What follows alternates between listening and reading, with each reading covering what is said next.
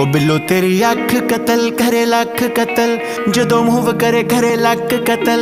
असला भी लोड़ करे टल जा छड़ अखा नाल करने तू बस। ओ बिल्लो तेरी अख कतल करे लख कतल, जदों मूव करे करे लख कतल।